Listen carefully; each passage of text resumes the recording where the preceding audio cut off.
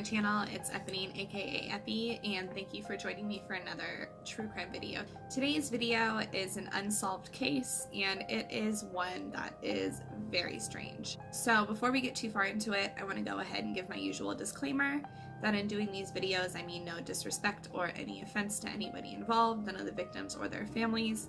This is all simply information that I've taken off of the internet and compiled into one video.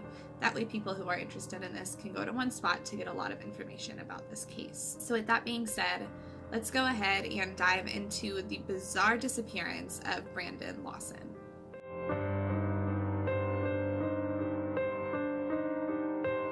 So on Thursday, August 8th of 2013, Brandon Lawson returned to his home in San Angelo, Texas. And him and his long-term girlfriend were kind of having some relationship issues at this point in time. Brandon had had a history of drug use and had recently relapsed, and he actually was gone the whole night before. He was out using drugs. So him and his girlfriend got into some disagreements over that, and they actually started fighting. So to get away from all of this fighting, Brandon decided that he was going to go to his dad's house, which was about a 3-hour drive, and he decided that he was going to leave at about 11:30 that night. That's when this fight was occurring. However, he never made it, and what happened to him can be described as bizarre at best. Now, Brandon's last known location was along Highway 227 between San Angelo and Bront, Texas. His last location was along just a really desolate 2-lane road. So there was not that many cars that were driving down this road, especially late at night. So it was a very, very unused road. So at around 12:30 a.m., Brandon called his brother Kyle to let him know that he ran out of gas, and he asked him if he could bring him some gasoline. On the call, it was reported that Brandon said that 3 explicitives were chasing him out of town. He also commented that it was the Mexicans in the area who had been chasing him. And at this point, everything sounded a little bit weird to Kyle, so Kyle asked him, "Are you high? Are you on drugs? Are you hallucinating? Like, what is going on?" And Brandon assured him, no, he wasn't high, he wasn't hallucinating, he really was being chased by Mexicans out of town. And at this point, he actually stated that he was hiding in a field. So his car was parked out of gas, but he was hiding in a field. So at this point, Kyle went to Brandon's house, which was less than a mile away from his own, and he retrieved a gas can from his house. And originally, he was going to fill it with gas and bring gas to his brother so that he could put it in his car.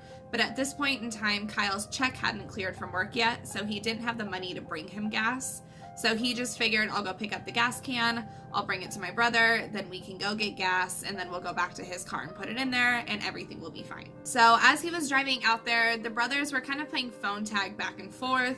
They were trying to get a hold of each other. The calls weren't really working, and then even when they were, it was just a really bad connection, so it was hard to make anything out. But the timeline of the phone tag calls went 12:51, Kyle calls Brandon and leaves a voicemail. At 12:51, Brandon called his girlfriend Ledessa, but she didn't answer because her phone was in the car charging. At 12:52, Kyle's wife called Brandon, and then she called again. At 12:54, Kyle called Brandon. At 12:57, Brandon called his neighbor. At 12:58, Brandon called Kyle, and then he called again. At 12:58, the neighbor tried calling 3 times. At 12:59, Kyle called Brandon. At 1:09, Brandon called Kyle 3 times. At 1:12, Kyle called Brandon 3 times. At 1:15, Brandon called Kyle twice, the last calls that were made from his phone, because at 1:19, all calls made to his phone began going straight to voicemail. Now, it is really important to note that at 12:54, Brandon actually called 911, and he placed a really, really weird 911 call, so I'll let you listen to that now. 911 emergency. Yes, I'm in the middle of the field. It's like we're just pushing guys over. Right here going towards Javelin on both sides. My truck ran out of gas. There's one car here and got chased to the woods. Please hurry. Okay, now run that by me. I'm not talking to him. I actually ran into him. Ah, you ran into him. Okay. Got the first guy. Do you need an ambulance? Yeah, no, I need the cops. Okay. Is anybody hurt? Hello? Hello?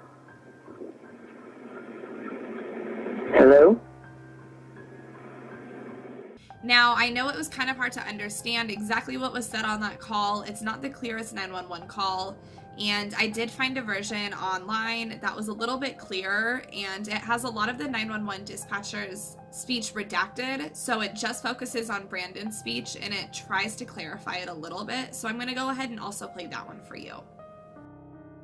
Yes, I'm in the middle of the field. The safe was just pushed some guys over. Right here going towards Javelin on both sides. My truck ran out of gas. There's one car here. You guys take the bitch to the woods. Quick flirting. And when I talking from, I show you in his home. Got the first guy. You need an ambulance? Yeah. No, I need the cops.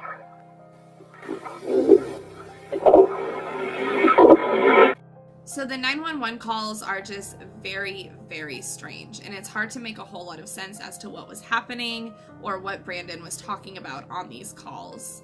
And it is important to note that his family had no idea that he made those calls until after all of this stuff happened, and they'd gotten a hold of the phone records that showed this 911 call. So at this point, somebody named Deputy Neal showed up to Brandon's pickup because a trucker had actually called earlier and reported that Brandon's car was parked in the middle of the road, that it was posing a threat to traffic. So he called and reported that this truck was just sitting on the side of the road. So the police were showing up to that, and that is when they found Brandon's truck on the side of the road. Now, when Deputy Neal arrived at Brandon's pickup truck, Brandon was nowhere to be found. And his keys and his phone were also gone with him. However, his wallet was still in the car. And at the same time that Deputy Neal was pulling up, Kyle and his wife were also pulling up to bring the gas can to Brandon. So at this point, there's Kyle and the policeman at the truck, and they're trying to find Brandon. And honestly, Kyle assumed that Brandon was hiding from the police. Now, remember what I said earlier, they did not know that Brandon had placed a 911 call, so they did not know that he needed the police help. But Brandon had actually had a warrant out for a felony drug charge. So Kyle assumed that Brandon was probably just hiding from the police because he didn't want to go to jail for his warrant. So he assumed that he was okay, but that he was just hiding from the police somewhere in the fields. So at this point, Deputy Neal just reported the car and had it set to be towed at 8:30 the next morning, and then he left. And Kyle decided to drive up the road a little bit, thinking his brother would come out of hiding once the police left. But even after Deputy Neal left, Brandon was nowhere to be seen. So Kyle just left the gas tank in the back of his truck, figured, well, you know, if he comes out, then there's the gas tank. He can figure out how to go get gas. He'll be fine. But when he still hadn't heard from him or nothing had happened by 5 a.m., Kyle went and checked on the truck again, and the truck was still there and Brandon was still not there. So at this point, Kyle took the gas can, went and physically put gas in it, and then drove the gas can back and left it in the truck. But Brandon was still not there. Now at 8:30, a tow truck came and it towed Brandon's truck away, and still Brandon was not there. And to this day, nobody has seen Brandon, nobody has heard from Brandon, nobody has any idea where he is at all. Now, there are several theories that talk about potentially what could have happened, so let's go ahead and dive into those. Now, the first theory is that he just straight up left his old life behind and abandoned everybody and went and started a new life somewhere. Now, they say that he had a criminal record, he had a history of drug use, his relationship was kind of rocky, as I mentioned earlier, he had a lot of kids, so he was under a lot of stress. So people think that maybe he just ditched everything, he just left everything behind, and he just went and started a whole new life. One of the reasons people think that this potentially could have been what happened was that he cashed in his 401k from his job before all of this occurred. However, it is important to note that he was starting a new job soon because he'd actually been clean from drugs for a while before the super recent relapse. And so they think it could have just been because of that, but it is something to consider because that would make it a lot easier for him to go somewhere and start a new life if he had a decent amount of money to do it with. Another reason people think this is that there's just been no trace of him found anywhere. They haven't found his phone, they haven't found his keys, They just haven't found any trace of him. They haven't found a body. They haven't had any reason to think that he may have escaped in the field and then gotten away somewhere. They just have no trace of him. So they think that he may have just up and left. However, a lot of people think this isn't likely because he had served jail time before, so even if he was facing jail time, they don't think that would be enough reason for him to run away and just start a whole new life, because he did have a long-term girlfriend and he did have kids who he did care a lot about. So most people just have a hard time believing that he could abandon all of that so easily. Now, the second theory is that Brandon stumbled upon somebody or something that he should not have seen and that he was killed as a result of this. Now, when you listen to the 911 calls, a lot of people think that there's the word staper in there, which they think is like state patrol trooper, but edited down, like the footage has been messed with. So they think that possibly Brandon stumbled upon police who were dirty and that he was shot as a result of that because he saw something that he wasn't supposed to. They think that possibly he just ran into somebody who could have been like dumping a body somewhere and that he saw something he wasn't supposed to see. Remember, this was supposed to be a really abandoned road at the middle of the night. So it's hard to know exactly what he could have stumbled upon, but they think that in the 911 call when Brandon says, "I ran into them," he doesn't physically mean he like ran his car into somebody, but he means that he like stumbled upon somebody and ran into some people in that sense of the term. So who knows if that is actually what happened, but it does seem kind of plausible just because there is no trace of him found anywhere. In the 911 call, it sounded like you heard gunshots.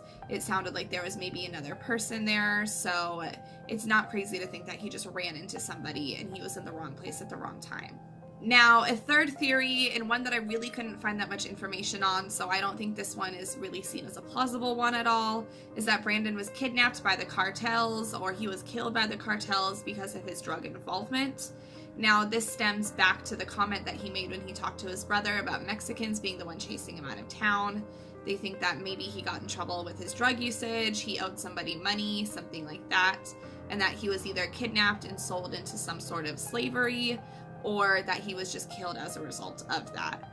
But like I said, there isn't a whole lot of information out there. It just seems like a really, really far-fetched theory, but I did want to go ahead and include it in this video. Now, the fourth theory, and this one to me seems like it's the most likely. I think this is probably what happened, even though the 911 calls are sketch, and I will admit that, but I still think this is probably what happened, was that Brandon Lawson was high when all of this happened and that he was just hallucinating and just succumbed to the elements and died because he got lost in the middle of the woods. This was in Texas where I was reading. It is very drought prone. It is very hot. There is rattlesnakes. There is wild boars. There's a lot of animals and just things out in nature that could kill you. And if you were sleep deprived because you were high, you were under the influence of drugs, I think he may have just kind of been going psychotic. And he may have just been imagining all of this stuff was happening. And he simply just ran out into the woods and died. I know that's probably the least exciting out of all of these theories, but that to me seems the most plausible. So I don't know. That is it for today's case. That is all the information that I could find on that one. Again, this one just gives you a whole lot of questions and not a whole lot of answers, but it really does make you think, and it's just crazy, which is why I wanted to share it with you guys. So I'm curious to see what you guys think. Go ahead and let me know in the comments what theory you think is the most likely. What do you think happened to Brandon? Or if you don't think one of those theories, then do you think something completely different? I'm just excited to hear what other people think because I'm not totally sure what to think myself on this case. So yeah, that is it for today's video. Thank you guys so much for hanging out with me and for giving me a little bit of your time. I really, really appreciate it. It's a really awesome thing for you to do.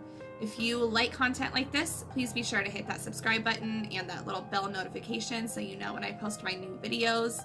And if you enjoyed this one, please feel free to give me a thumbs up. It really does help my channel out. It's such an easy thing for you guys to do, but it is really, really helpful. So I'd super appreciate it. And with that being said, thank you so much. I love you all, and we'll touch base soon. Bye.